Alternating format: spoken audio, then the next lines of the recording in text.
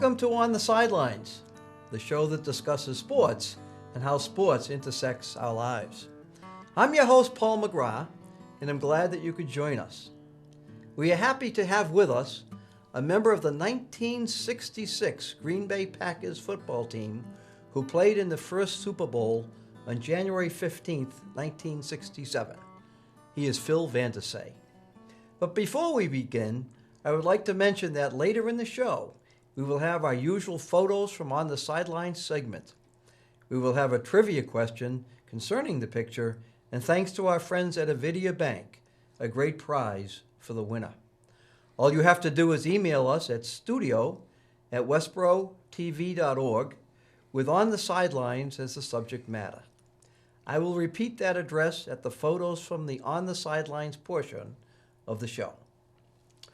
And now to our guest, Phil Vandersea. Hey, Paul, how are you? Phil, welcome. Thank you very much. Glad you could be here.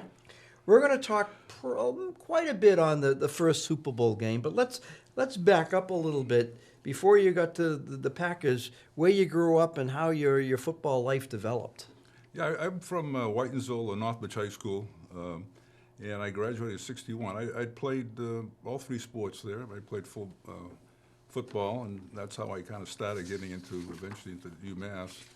I was recruited by UMass, and in 1961 I became a freshman there. And at that time, freshmen couldn't play, so we had our own separate team. But I played at UMass up until '65, and 1 year I was hurt, 1 year I wasn't playing. But in '65, my last year, I played fullback, played with Greg Landry and Milt Morin. We had very good teams back then. In fact, that '63 team, we gave up 12 points in 1 year all. That's pretty good. But Now, were you on defense and offense then, or what were you when you were at UMass? I was a fullback there. You were a fullback. Yeah, and sometimes they call a monster man, like a linebacker, but mostly fullback. And we had great teams. In fact, our senior year, the only problem was we lost to Maine by 2 points, and we didn't win the Yankee Conference. We would have gone to Tangerine, but we had a lot of talent. We had two guys who were number one draft choices, but Maine had a very good team too. But I had been drafted the year before. This was my redshirt year in college, and I got drafted by the Packers and the Denver Broncos. And I took a visit to both places.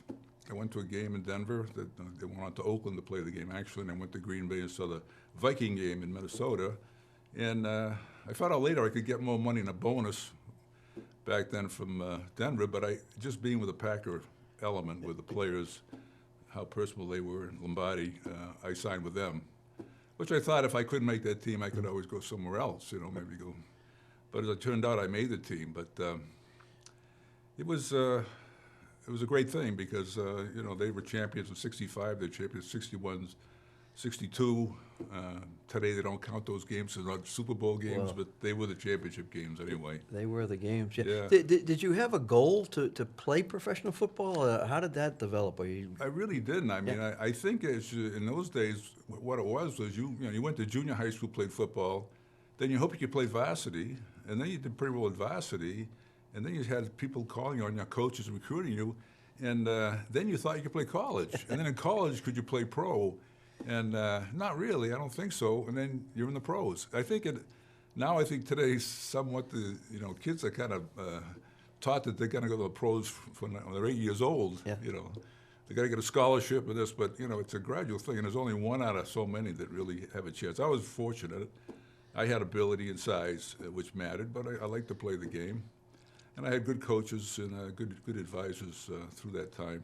Now, was UMass your number one choice, or were other schools after you for college? And at that time, there was not a lot of recruiting in the area or beyond. UMass recruited me. UMass used to go to high schools in the area, like Leominster for Milt Morin or St. Bernard's, and Bob Mears and Hudson. He was another undrafted, and Greg Landry was a Nashville. But they would go to a school that had the best player or the best fullback sometimes back, and then they make the fullback into another position, like a guard or a linebacker. But the other team that recruited me was Boston College, and I unfortunately couldn't get in there.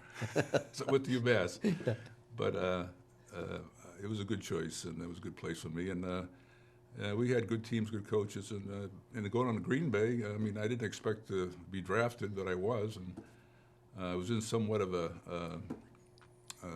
a deal with Green Bay and Denver, and then I went to Green Bay and went out there and practiced in July, middle of July for preseason. I was, tell you, scared to death. Well, we'll get to that. I want to get to that in a minute. But so some of our listeners might not realize that Denver was the AFL and Green Bay was the NFL back in those were different leagues. Different leagues, And yeah. some people may have looked at the AFL as a minor league, but they had some pretty good players, and we'll see that when we get to the Super Bowl.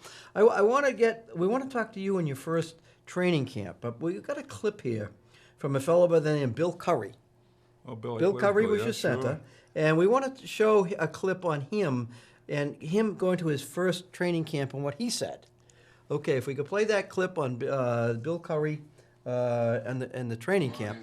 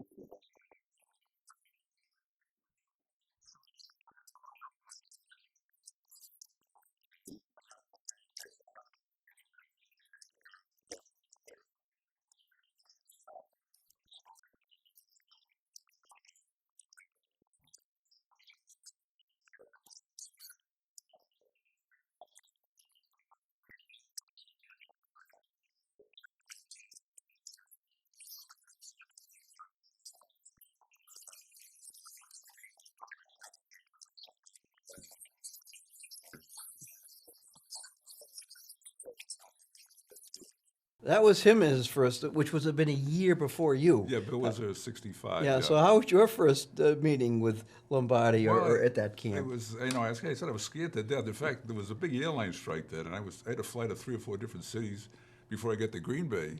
And almost in my mind, I said, geez, I don't know, I'm really scared. I want the plane to crash. No, you just have that fear of something new, something grand. And then you had all these great players there that were, future Hall of Famers. But when you went into camp, he was very welcoming, and the veterans were too. You really didn't feel like they were celebrities, like you thought they were. But Lombardi, you went in, and the first thing he was saying to you was, this is the Green Bay Packers. We're proud of this team. And one thing we do here, we respect our veterans for what they've done. And then he got into racial things. He says, I hear any racial slurs or anything said in this locker room, you're gone.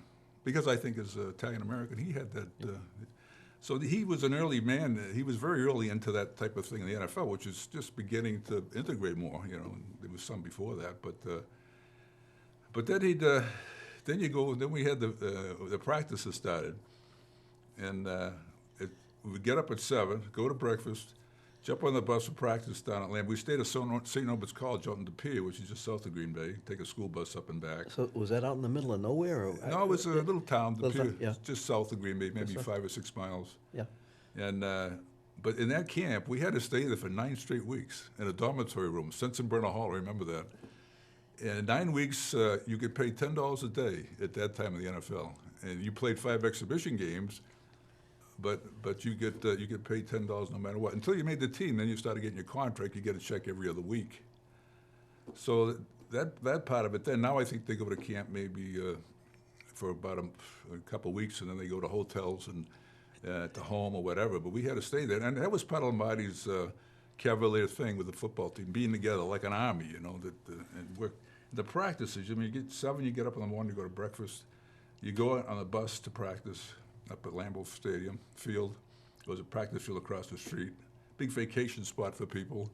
And he'd run you through for like an hour and a half. We wore shorts.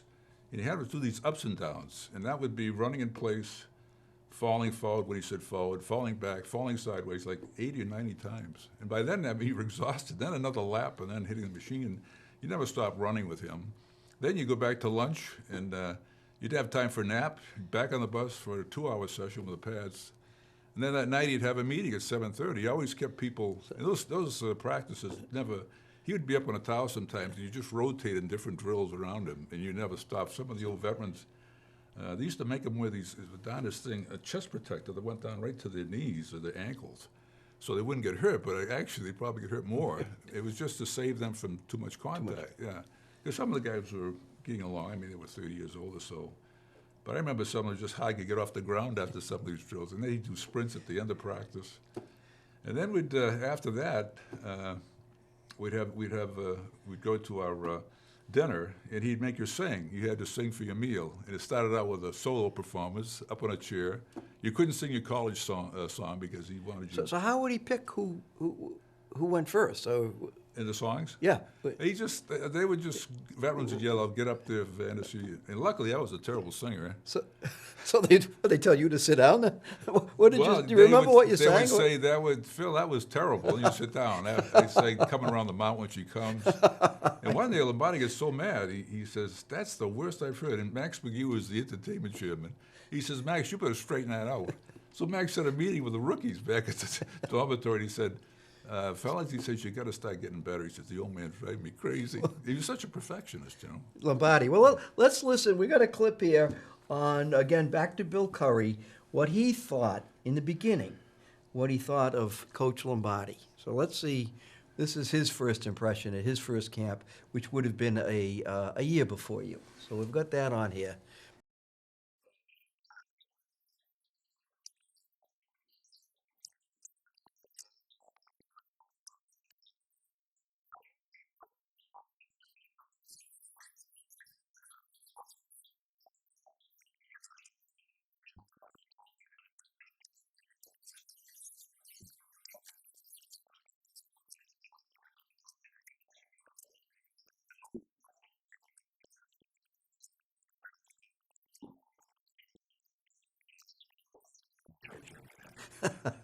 So he needs to go to church. And Bill Curry changed his mind later on. He really appreciated what Lombardi did. But in the beginning, you're somewhat in awe, I suppose. Oh, yeah, he's really like the tough, hard father you want to satisfy, you know, do well for. You don't want to be yelled at, but he yelled at everybody. Yeah. Didn't matter who you were. I mean, if a guy was there 10 years, he'd say to him, "You don't want to play anymore. You want to go home?" So he kept, probably like Belichick today, he'd expect you to play. My rookie, we had two players who were second-round draft choices. Within like 3 weeks, he let them go and traded them because he didn't fit in, you know. And I was like a 17th as a future. Bob Brown was a free agent. Jim Weatherwax was 16th, I think, or 14th. But we had Donnie Anderson, Jim Grabowski, and Gail Gilliam were number ones. But the thing about another thing that happened with Coach Lombardi that shows how tough he was, we had a meeting at night in the dormitory and downstairs. And so there was a thing called Lombardi Standard Time. And if you had a meeting at 7:30, you had to be there at 7:15. So I'm up in my room, and I'm kind of lollygagging around, and I look up. I said, "Oh, my God, it's 7:16. So I run down the stairs, and I run down the corridor to the meeting room. The door's open. The veterans are all sitting there looking, and rookies are like, you know, a little bit scared. And I walked through the door, and I didn't see him. He was behind the door, and he yelled, "Where the heck have you been, Vandersea?" And I jumped about 2 feet off the ground, and he started laughing, they started laughing, and I got away with it. But that's, you know, it was his way or no way, really. And you had to fit in. But, you know, he used to give us a speech before practice almost every day for about 10 minutes. And it was eloquent, you know, about life and football and how they fit. And the most important thing in life was your family. Second was your religion. And next were the Packers, which I don't know if he had that in his order. But that's what he told you, yeah? Yeah, but he gave these great speeches, and you just had to buy into his philosophy, you know. But a lot of guys said, I remember Forrest Gregg saying, a lot of guys said when they left here they were going to tell the old man off. But none of them did because, as Bill found out, he was right. He was right. They appreciate it. Yeah. Now, he ran the practices, as you said, but did you have, in those days, any assistant coaches? Now they got coaches for everything. But quality control coaches. Now, we had, I think there were like 5 coaches. There was Coach Lombardi, who kind of ran the offense. Line coach Ray Whitetucker from the Giants. He played for the Giants, yeah? Bob Schnalkel from the Giants. Schnalkel, another Giants. Yeah, well, of course, he coached for the Giants. Right, he coached for about 3 years. Yeah. He coached under Jim Lee Howell. They beat the Bears in the championship. And then he also coached under Colonel Red Blake. Oh, at the Army before that, yeah. So he said he learned a lot of things from both places. But, you know, there was a thing about Lombardi that he's not in the pitch of the team pitches. And people say, why is he in the pitch? He goes, all the players were, and all the coaches usually. But I checked back to Army pitches, and And they didn't have the coaches in the picture either, Earl Blake. And I think it's an Army thing where you respect the officers or the soldiers more, and you want to give them the credit. And so that's my philosophy anyway. But, he was never in. He didn't. Well, and we were going to talk about that. You're ahead of me there. But we also, today, Belichick, if you listen to Coach Belichick, he always says it's the team. Right. He always deflects Absolutely, the criticism on the team. He criticizes himself, but the win is the team. That's right. And that's his thing was the most important part of this whole thing was the team, and it wasn't the individual. And if any individual ever kind of stood out to get something more than what the team had, he would not keep players like that. It's like the old story with Jim Ringo. I don't know if you heard that story, but he, like in '64 or so, '63, he went to Lombardi, he wanted more money, and Lombardi said, "Just a minute."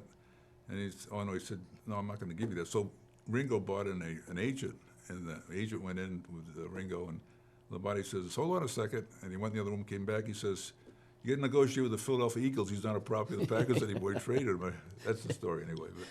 Yeah, well, that was different in those days. It was different. But now you were UMass, a fullback.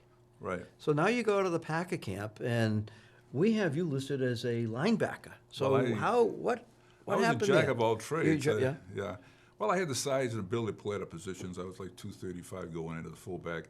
And I was playing with Taylor in the backfield. Jim Grabowski and Anderson were in camp with the college All-Stars. Yeah, they were the hot-shot rookies that year. Yeah. So luckily, with Grabo there, I get to more chances to play, and I could show mostly my blocking. My blocking skills were better. I could run too, short yardage. I could catch the ball. So I have a lot of chances to impress him if I could. And until Jim came back to camp. But when he came back to camp, they put me a linebacker. So I worked in practice on both sides, running plays, fullback and linebacker, and special teams. I was on all the special teams too. And that's kind of where you have to make your reputation as a rookie, because you don't make the team, because he played the veterans like 3 quarters. Yeah. So you're lucky to get into the exhibition games. Now they play like a quarter in their dress shoes, dress clothes. But those guys they played long and hard. But it was a different time, Well, you make the team, and the first game is September 10th, 1966. The Packers are playing the Baltimore Colts. Now, the previous year, the Packers, of course, won the championship, but they had a record of 10-3-1, and the Colts were 10-3-1, right. And they met the Colts in the division playoff, and they beat the Colts 13-10. And here you are playing them the first game of the season, and your first game, and it was at Milwaukee County Stadium. Any remembrances of that first game? Well, it was, I played in exhibition games up to that point, but that was like special. You go in the field, now the Colts, you see Unitas, you see Berry and Jim Parker, all these great players. You're amongst them, and it's kind of still like a dream at that point. But the big thing about that game was that the year before we won that on a field goal by Don Chandler, a lot of people said he missed it. And the coach said he didn't make that field goal, so it should have went on further. I think Tom Matty played quarterback as United. The Colts won. Yeah, he had that wrist with the plays. Yeah. So that game was going to be the Colts' revenge. We beat them by about 2 or 3 touchdowns. I forget the exact score. Well, let's see. We have it here. If you believe what you find on Google, 24-3. Yeah. So I mean, that was it wasn't much of a game according to the score. No, we just dominated. We intercepted, ran for touchdowns, and we got after Unitas. And I think Lombardi had us really up, and I think they thought they were going to win because they felt they should have won before, but they were probably playing hard, but we must have been playing harder because we dominated the game. Yeah. Lombardi, he'd get you up, and he might scare you sometimes to get up, but he also had a lot of meaning in why you should win as a team, and he was proud of us. And times when he the thing about Lombardi was, if you won a game, he was tougher on you the week after than if you won a game, because he always felt like, and it was true, it's human nature, you get satisfied easily. So if you won a game, that he'd be on you tough the next week. If you lost a game, he'd be tougher. Well, we do good. We want to know, and we're not going to go through all the games, but I want to do the next game, because the next game was an away game at Cleveland Stadium. You're playing the Cleveland Browns, who the Packers defeated for the NFL championship the year before. So you're playing the 2 top teams in the NFL at that time, and it was a very difficult game. And Milt Morin, who Yeah. played with you at Yeah, UMass, he was on the okay. Browns. That's right, yeah. So We never faced each other in the game, but No. after the game, we talked to each other, But yeah, he was a tight end there, 10-year veteran. He was all pro a couple of years. A great tight end, great athlete. So I get to see him. I get to see Greg Landry too later on. So that was quite a game. We've got a couple of clips, and we're looking for number 37, Phil Vandersea. So let's show a couple of clips here. This is at halftime, and the Packers trailed at halftime. So let's see what we have here. That halftime score, the Cleveland Browns 17, the Green Bay Packers 7. Now the Packers huddle around Vince Lombardi as the third period is about to begin. And there we go. On the right-hand side, number 37. So we have proof, Phil, that you I were was there. Yeah, that's all proof now. We can So cross that off. And you had almost 84,000 people at that game. Yeah, it was the a old big Cleveland Stadium. Old Cleveland Stadium. It was a great park. And that was on Lake Erie, so you better find out where the wind was coming from because it was a very blustery kind of. Yeah, it was oil can Boyd would say the field up by the ocean there. But yeah, it was quite a play. Now we're going to have another one here of you in action, if we can play that one. Same game, and let's see Phil in action. It's now the Browns 20, the Packers 14. Paul Hornung and teammate Jim Taylor loosen up on the sideline as the Packers prepare to launch a final assault. There's a play right there. Rosa will kick off for the Browns. And waiting downfield is the dangerous Herb Adderley, 6 yards deep in the end zone. He's coming out with it. And there we have on the Suicide Squad, Praying there. top right, number 37 on the play. Yeah, I think it's I was always in a wedge. They had a wedge back then, 4 Yeah. men. They don't have it now because of concussions, but they only have 2 in a wedge now. But Yeah. back then it was 4. You'd line up with the guy inside, Gillingham, and go up the field when Gilly left. But yeah, it was that game was interesting because Jim Taylor, who never usually ran around people or try to dodge it, when he scored the winning touchdown, it was a flat pass to him, 4th and 8, I think it was. They were ahead of us. And he did a couple of jukes. He faked inside on one of the guys, the defensive back, and then Eric Bonds came in and he faked him inside and went outside. So they were waiting for him to run over him, but it was an interesting. Well, we never rehearsed this, Phil, but we're going to show that last play, and I think it shows your memory is very, very good. This is the last play. It's 4th and 8. This is it for the Packers. They're basically 4th and 8, a 4th and goal, end of the game.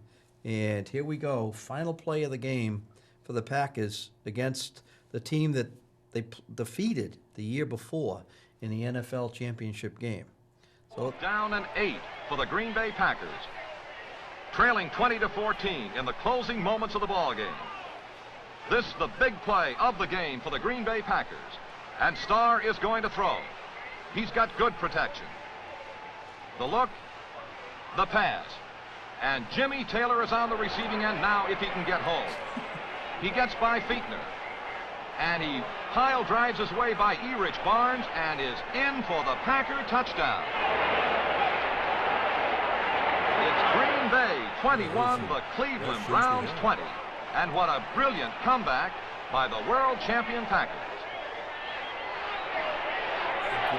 So that was exactly, you described it before we saw the video. Well, that group of veterans, I mean, the thing about them was we would be close in the games early on, but when it came down to the last half, they would turn up a notch. But the thing we had above others, we were in great condition. Lombardi gets in great condition. So they always said if we lost the game, if we had another quarter, we would have won, and that's true because we were.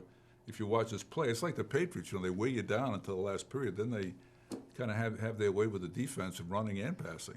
And if you're out there a long time, it's it can be very draining on you. Well, and I'm sure the Browns were up for that game. They were up because they lost you before. Jim Brown had retired. Jim Brown was gone by then. Yeah, he just retired. And but they had I think Leroy Kelly. Yeah, Ryan was a quarterback. Ryan, yeah, and had a good team still. It was. We always seem to have their number. I know we played the Browns. We always seem to win against them. And certain teams were tougher than others. So Milt Morin would have been on the Browns. You saw him after the game. Yeah. Yeah, and I think I saw him after the, I think it was on the All-Star team. I saw him after the All-Star game. We played at Soldiers Field back then, where the Bears play now. And that game's no longer played. And then when I went back, and we also won the Super Bowl in '68 there, and I'd come back for the Saints, and Greg Landry was playing for them, for the All-Star. For the All-Star, yeah. Well, back in that day, football was really developing. You played at Cleveland Stadium. You played at Tiger Stadium. You played at the stadium there in Milwaukee County Stadium. You played at Wrigley Field. You played at all the ballpark, the baseball. There were really no separate stadiums for football back in those days. No made for football. No, that's right. Wrigley Field. I mean, you could run out the end zone on one end away from the where the vines were. If you went another 2 yards, you'd be in the seats. So you had to know where you were at. And then we used to play at Kezar Stadium, San Francisco, and the grass just didn't seem to stay in place. You'd up, and then some of these places had sand on the infield, and you'd knock your knee pads up, and you'd get that sand out of there, and you get irritations. Well, you had the infield, you had the pitcher's mound, you had the base paths. You could still see those in the games when you were playing back in that day. Yeah, and a lot of times you'll see teams on both on the same side of the field because it fit better that way. Yeah. Milwaukee Stadium was, they were our second place to play home team. We had 3 games here out of the 7 home games. We played a total of 14 games. Yeah. But they had sold out all the time, 47,000. And but what happened was, I guess, with the money and all being better up at and getting bigger up at Lambeau Field, they stopped playing there maybe 15 years ago, I think. But that was a good place. They used to play the old fairgrounds down there in the old days in Milwaukee. But quite a history to a team. But there was 50,000 people in town, and the stadium held 50,000. Right. And now it's 88,000 seating, and now I think the town's 108. Oh, Lambeau Field? Yeah. Oh, I see. Yeah, it's almost the same size as it. But but they have a game in Green Bay for the Milwaukee fans only, and they still sell that out. Oh, is that right? Yeah. Kind of nice. It's a family thing out there, People are just. It's like being. When I went to the first, it's like going to a town the size of Leominster. Just a big stadium, and they see all these ranch houses. Now, did you live right in Green Bay? I lived for about 3 years out there. Yeah. We got a condo one time, an apartment another time. Yeah. And a little cold out there. I think 1 month, 3 months in a row was below zero and snowed all the time. And then if it snowed, it didn't have to snow again, and the wind would blow the snow back in your driveway. We used to work out the stadium and wear masks. We ran into the old stadium there to keep our breath. But it was a great place to play, and I liked to fish in that, and I had friends like Jim Flanagan who I fished with, so it was kind of a nice place if you like that kind. It was like being in a small town, really, like my own town. Yeah. I don't think I would have liked playing in the city so much. So you have now 2 games under your belt. You play 2 of the best teams in that league, the Colts and the Browns. You play the Rams. You play the Lions. You're 4-0, and you're going out to Kezar Stadium in San Francisco to play the 49ers, who hadn't won a game. Right. And you lose. I remember so this would have been your first loss on the Lombardi. That was memorable because they had a good team, though. I mean, and when they played the Packers, they played harder because they wanted to beat the champions. Everybody wants to beat the champions. But champion. they had John Brody. They had a good offensive line. They had some good players. I don't know why they hadn't won a game yet, but they were kind of an up and down. They played good against good teams and not so good against average teams. But we lost that game, and we got on the flight to go back, and we were sitting in coach, the players. And all of a sudden, the screen, the curtain pulls back, and there's Lombardi standing there, staring at us. And he didn't smile. He just looked around. I'm eating my food, and I'm like choking almost. And he's just staring at us and staring at us. He does it for about 2 or 3 minutes. And he closes the curtain, sending a message, and he goes back and sits down. And as he used to say, the honeymoon is over, guys. One practice day, he gets so upset with the play. It was supposed to be a polished drill, just dummies and that, and not live. And guys didn't have their pads in their pants. They had these helmets on and shoulder pads, but no pads. He said, "Throw those dummies away." We scrimmaged for about 5 minutes, no pads. But that was his way of sending a message, Yeah. And we'd have practice where the offensive passing game was being polished and practiced against the defense. So the defense was great. It had Harry Bradley, Willie Wood, Dave Robinson, and they had a heck of a time even completing a pass. So in the middle of it, he says, "That's it. You guys don't deserve to be champions. Get the heck off the field." He threw us off the field. And all the guys were grumbling, why can you say that, But he would test your pride. Or he'd test your pressure with him. If you could handle his pressure, he thought you could handle championship type pressure. And I think a lot of it was true. But he also had he'd yell at you 9 times, but then he'd come over and pat you in the back. I remember when I went down to the Saints in the expansion draft, and I came back, 68, and this is the class of the man. I was at home, and I didn't know I'd go down the draft after the Super Bowl. And I got a call in Whitensville, Mass. I pick up the phone. It's Coach Lombardi. And he says, Phil, this is Coach Lombardi. I go, oh, hello. Not expecting it, of course. He says, I'm sorry to say that you were put on the expansion list and you go into the Saints next year. So, oh, geez, I didn't want to go. He said, I know. I said, you get a good future and good luck and everything, I mean, he would always tell the veterans when they were leaving. And, but, not many people would do that today. You have some personnel director do it. But yeah, you might hear it on TV. And then I went back, and he was the general manager only that he'd retired, and I was in the dormitory. We got in late because of the strike, and I was in my dorm room, and they wanted me to play tight end. So he came by my room, he saw me in there, and he says, you can play that position, Phil, you can play that position. And I had a good preseason with it. Eventually I had to go to defensive end because we had problems there.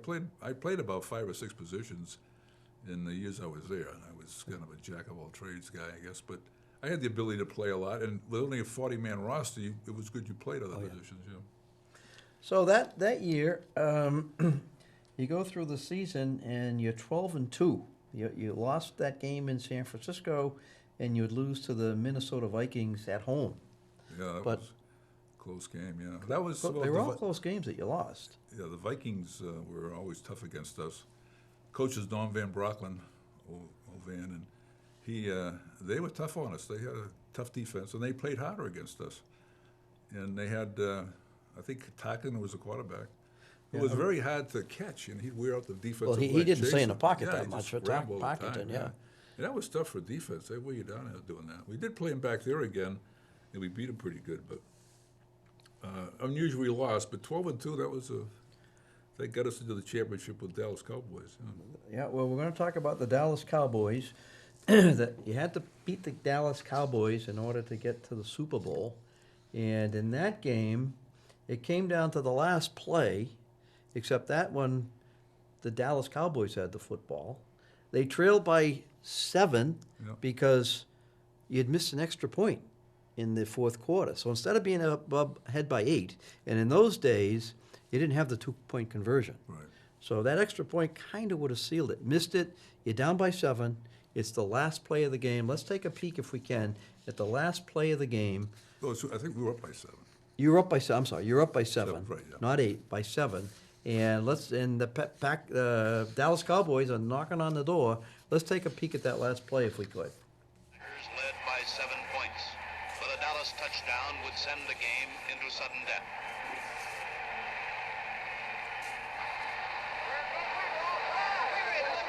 Penalty, and a grim Packer defense combined to make it 4th and goal. Tom Meredith, the quarterback. The entire game focused sharply on this one critical play.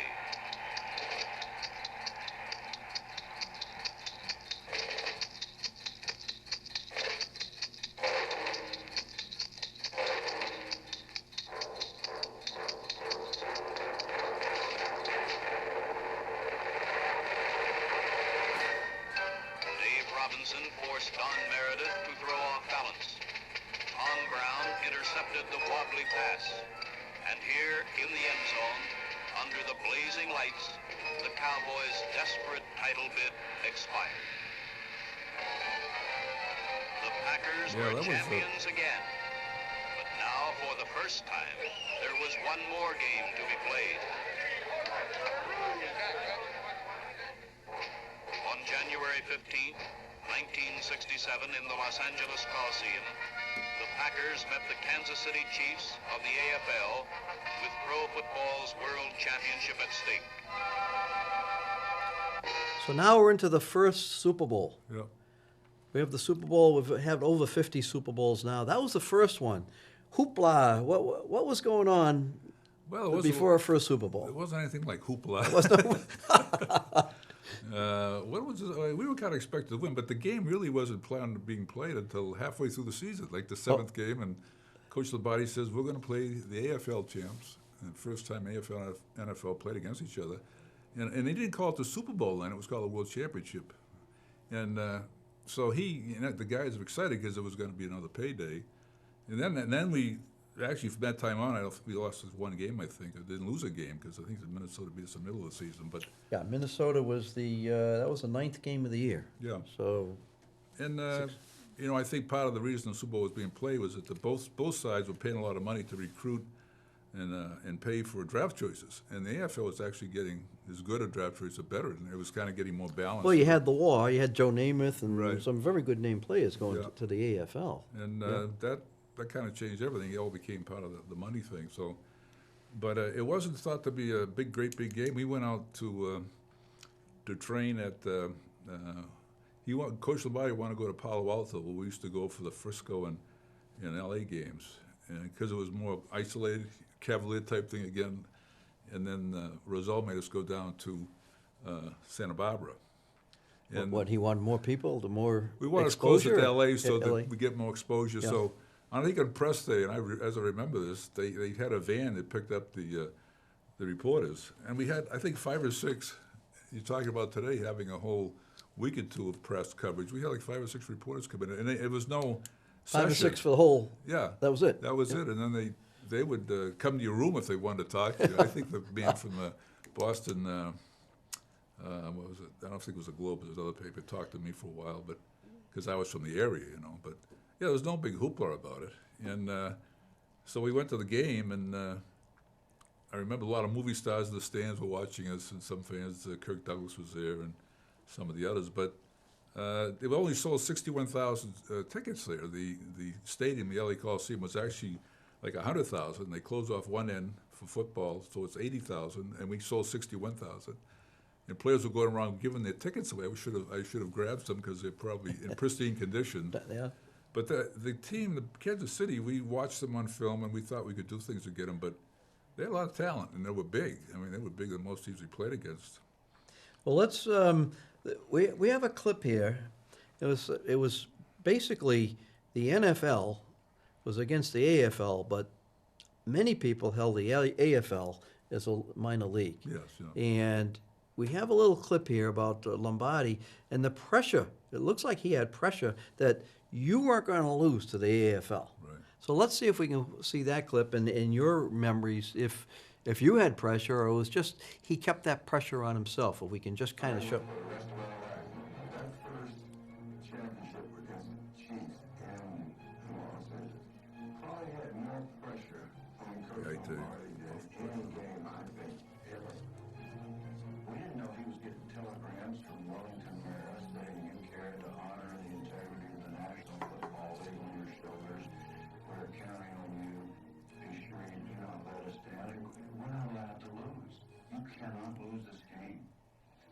The closer we got to game day, the more intense he got. And it was the most anxious I ever saw him. I mean, we really thought he might have a heart attack. After arriving in Los Angeles, Lombardi raised curfew fines to $2,500. 5,000. Then added a grim warning. He said, "Boy, there's one other thing I want you to understand. If you break curfew, you'll never play another league game in the National Football League. I promise. I'll personally see to it." So that was Yeah, he was very, very. Bill Curry's remembrance before the game that Lombardi, changed a little bit before that game. Well, I didn't notice it myself. yeah. I didn't look that close to it. But Yeah. the way, but I'm reading about it and seeing that before, he was so scared that, afraid to lose to the AFL being the first team. And like you had said, people thought they were not as good a league as we were. Yeah. So he pushed and pushed, what I remember was he told us as a team that if you're going on curfew and you're caught beyond the curfew hours, it's going to cost you $5,000. and then he said, "Let me know who it is if it's that good." Well, as things turned out, Max Mead did go out, and he get back. I don't know how much sleep he got. Him and Horning seemed to play better when they didn't sleep enough. They both had kind of that playboy personality. So, but in the game, Boyd Dollar gets hurt, and Max not expecting to play. He's probably sleeping on the bench. Who knows? he runs in. He has an all-star game. He catches 2 passes for touchdowns. Yeah. And he was like 35 then, but he'd been a great player in the league for a long time, back to 52. And he was so cool a guy. He just had no pressure on him. He didn't play with taking pressure. But Lombardi was absolutely scared to death. And at halftime, it was only 14-10. And we had one called back along past the Carroll Deal, I believe. And he actually got it to where he started crying. And Lombardi. yeah, he had this great emotion. And I think maybe the emotion came out because of what he was going through for that week. But also he could, I'm not saying he was an actor, but he knew how to get people up. But I think it was a sincere thing. And he said, I want you guys to get out there. I'm proud of you. I love you. And then we dominated the second half, 35-10. But they were, they had a lot of ability. They were a big team, and I think it's on this. The year after the exhibition game, they beat the Bears like 66-28. I think. Yeah. Well, here's a picture of 2 of the boys that like to go out a little bit late. Paul Horning and Max McGee. I think I saw one story where. No, I don't know if it's true or false, but supposedly Bart Starr, the morning of the Super Bowl, came down for an early breakfast. And as he's coming down to breakfast, Max McGee's coming in the front door. Somehow, he wasn't too concerned about the curfew. No. And as you said, the end got hurt. McGee came in, and we have a clip here because not only he was the star of the game, but we're going to see one of the catches he made. Right there, he had to reach back to catch this pass. So he had to be somewhat coherent in order to see that. So if we can show this, one of the touchdowns that Max McGee scored in the first Super Bowl against the Kansas City Chiefs. We can see that he was. Here we go. There it is. See, his hand went back. Back, yeah. He was a great athlete. He's actually a running back at Tulane in college. Yeah. There it is. And there he goes, like he got a good night's sleep. Yeah, like he's 23 years old too. So you're the champs. Let's take a peek, if we can. This 1966 team, I believe, if we can show a picture of the team, first Super Bowl champs. There they are, and I counted up. I think 11 out of the 40 on the team went to the Hall of Fame. That's right. Yeah. I mean, that's an over 25%. And Lombardi would have been 12. Yeah. Lombardi, and as you said, I was going to ask you this question, but you beat me to the punch. I said, well, where's Lombardi? He's not there, as you said. No, he never had his picture with the team taken. And I wonder about it. A lot of people ask me, where's Lombardi? Because they don't think the picture's official until he's in it. But we had the equipment manager, we had the property manager. And he never got into the pictures for the team pictures. That was usually taken in Milwaukee. That was in Milwaukee before a game. And I looked back into it, and he had coached with Earl Blake at Army back in the 50s. And I looked at the Army's teams at that time when he was there. There was no coaches in that picture. So I'm thinking that it was that kind of that Army philosophy. They give credit to the soldier or to the player, and that the coaches and that or the officers don't get to share that. That's something you honor them with and respect them for. That's my opinion of it. And, well, that was I'm going to name the Hall of Famers for some of us that remember them, and for people that maybe never heard these names. But these were excellent players, Hall of Famers. Bart Starr, of course, the quarterback. 2 running backs, Paul Horning and Jim Taylor. You had the offensive linemen, Forrest Gregg and Jerry Kramer. You had defensive linemen Willie Davis, Henry Jordan.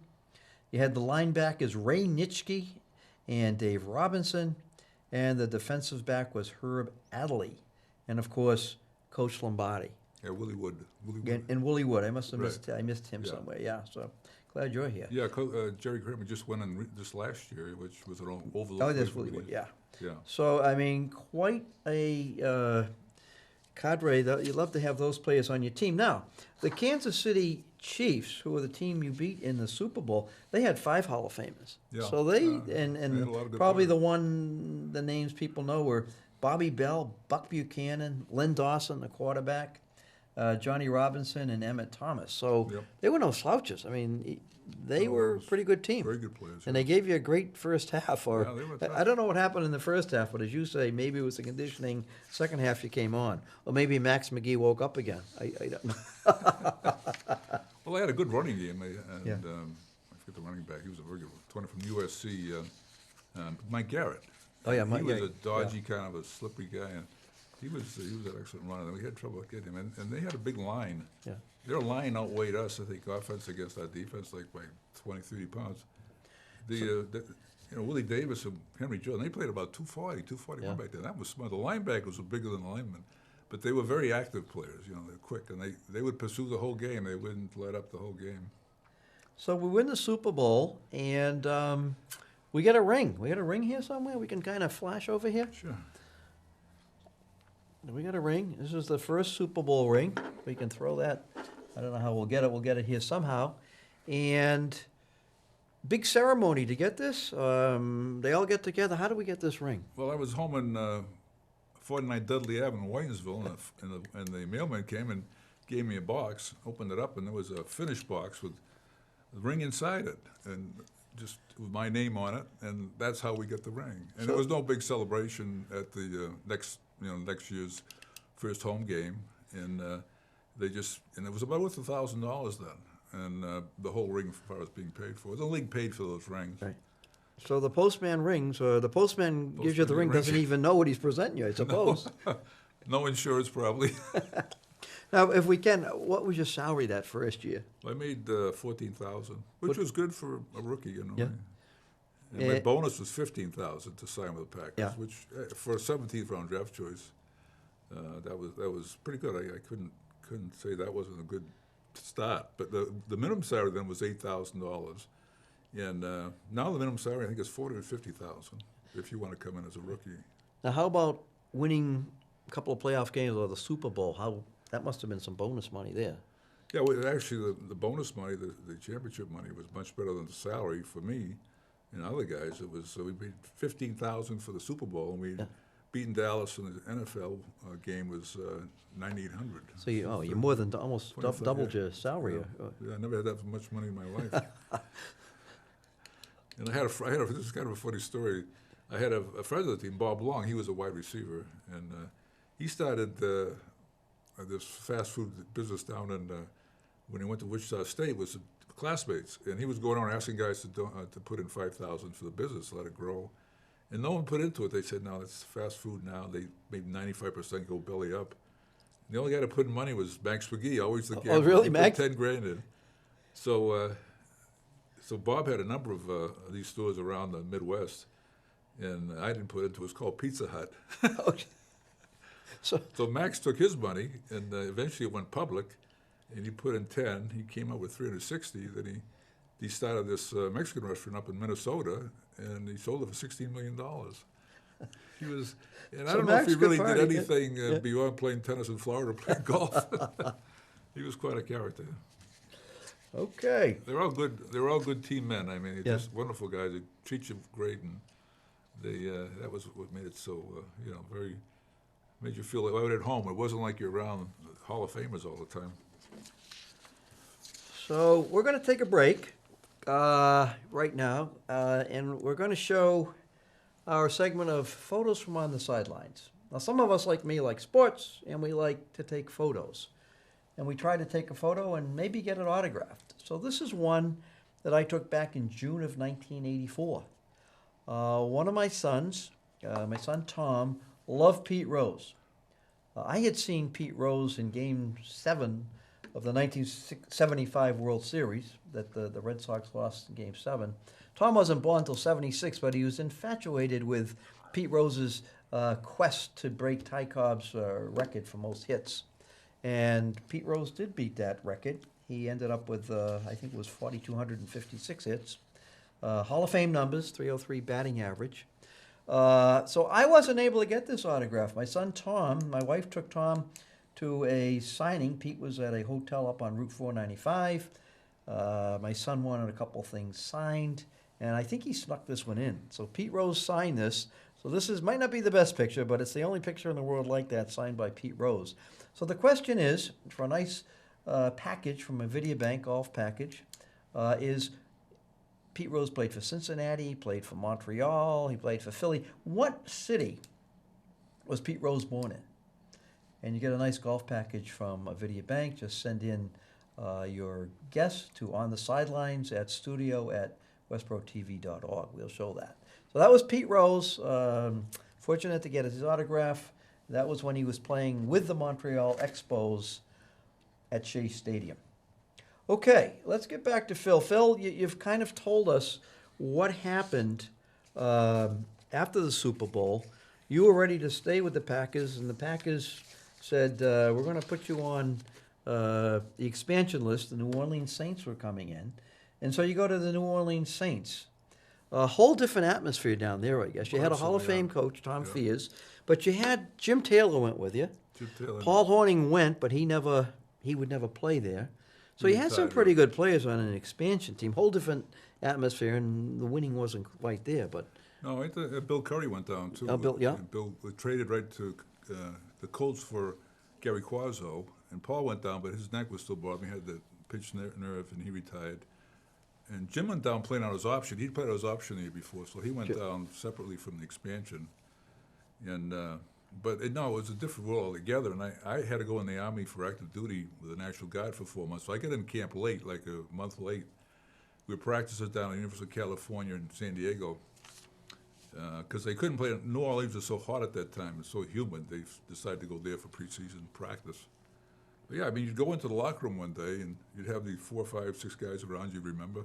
The next day you go in, they'd be gone. They were just bringing guys in from all these other teams that were being released and give them a tryout. One time they brought a man in, the fullback in from, I think, Pittsburgh, and they gave him a practice, a workout after our practice, hitting dummies, running around. And I guess he didn't look very good, and the coach cut him. And then the guy he complained to the head coach. He gave him another chance the next day, and he still got cut because he didn't do it. But we had some great old veterans. There's old Doug Atkins from the Bears, who was he was a legend himself, and Earl Leggett, and we had Gary Quazzo. Yeah, he came down. He was the quarterback, yeah. And we had Billy. Billy Kilmer, I think. Billy Kilmer was a tough, good quarterback. Yeah, we had some good, solid guys. But when I went down there, one of the things they had to give up for Taylor was, and I didn't know this at the beginning, they knew it, they had to give up a first-round draft choice and then a player to be named later. So I became the player to be named later. I tell people it was just Taylor for me and me for Taylor. But so Coach Fears called me and he said, well, you're going back. And this is like towards the end of the season. So I went back. I went to Green Bay. And then down there I played fullback. I played linebacker and special teams, not fullback. Went to the Packers. I played tight end. Then I played defensive end. Then I played one game of defensive tackle because everybody got hurt in Dallas. And then I went to actually played center in 71 when I went back after my injury in 70. I was an injured reserve. And I played center. So I had more positions, probably more numbers than anybody in the NFL history. And but it was good because I think I learned a lot about football. I got to coaching after, and it was kind of an honor to be picked. And it was always a challenge every year to make another position. I wish I could have stayed maybe in one to specialize, but that's the way it was. With only 40 players, you had to have some versatility. How about the equipment then versus now? It's got to be night and day. The helmets were.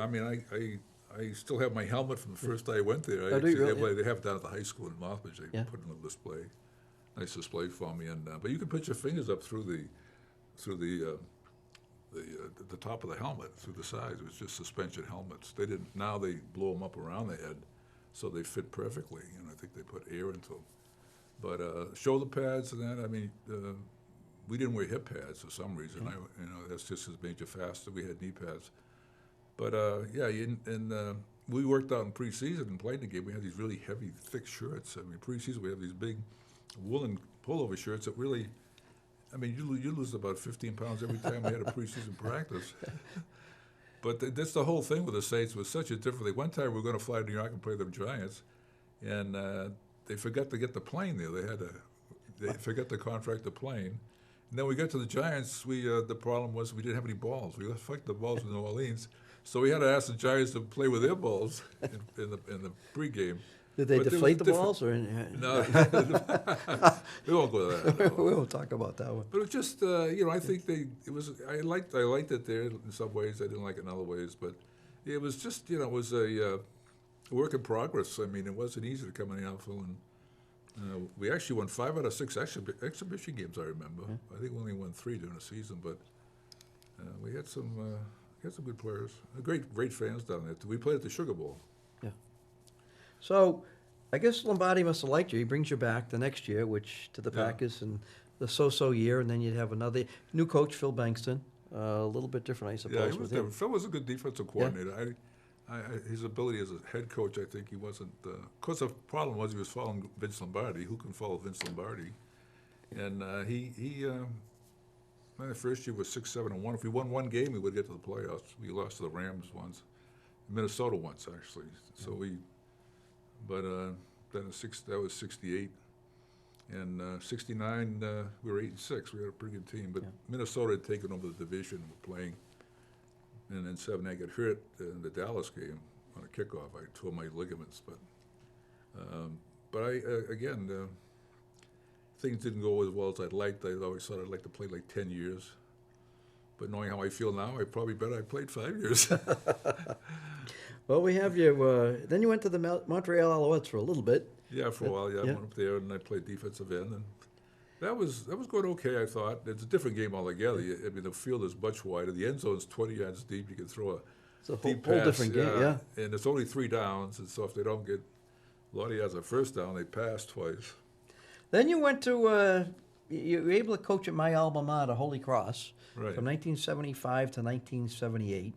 So I like to bring this up. I went to Holy Cross, and one of my sons graduated from Boston College. I have a grandson at Boston College. So I'd like to say in the 1978, Holy Cross was 6-4. December 2nd, 1978. They're playing Boston College, who was 0-9 going into the game. Yeah. And with 64 seconds remaining, Boston College scored to make the score 30-29. Yeah. And they were 0-9, and I'll give BC credit. They went for the 2-point conversion. That's right, yeah. And a fellow by the name of Glenn Verrett batted down the 2-point conversion. Glenn Verrett, yeah, from Andover. You remember him? Yeah? Yeah, he was great. He was a good baseball player, too, yeah. So that was good for me. Holy Cross wins 30-29. I give BC credit for going for the 2. BC then went to Japan to play their final game, and they lost that one. And they were 0-11. Yeah. So for my son and grandson, just a little bit of history on BC. They came back there 0-11. It's hard to believe. Yeah. They had Fred Smirlis on that team. He was on that team, yeah. Yeah, but the year before that was actually a big one. That year they weren't as good, of course, as the year before. 77, we upset 77. We upset them. We upset them. We upset them at Fitton Field. We were we won one game. We had a lot of good freshmen. They had like 6 guys going to pro. They were 6-4. Ed Smirlis had a great quarterback. Had a number of guys who went in the pros. And we beat them at Fitton. It was just an out-of-body experience. We ran the wishbone. They didn't defense it right. Coach Wheelwright ran it. And we beat them 35-19 or something. And it was that going into the next season, where we beat BC again. We actually beat Air Force that year. So we ended up 7-4 and beat some pretty good teams. Brown beat us. But we beat some good teams that year. And then they took the scholarships away, and then things changed. But they still went on to have some good seasons after that. Oh, yeah, yeah. Yeah. Well, as long as you beat BC, you had a winning record. So that's we're always happy when you beat Boston College. Yeah, it was kind of sad to see him go back to playing BC. I don't know if that was a good idea, but the programs have gone a different direction. That was a tough game. I was there, and that was... it's a great tradition, though. Yeah. No, it's two good Jesuit colleges there. Well, Phil, we want to thank you for coming, reminiscing on that first Super Bowl. Yeah, I enjoyed it. And good luck all the rest of the way. Thank you. So this is Paul McGrath saying, thanks for watching the show, and I hope to see you at the game. And if I don't see you at the game, or you're not in the game, I hope to see you on the sideline.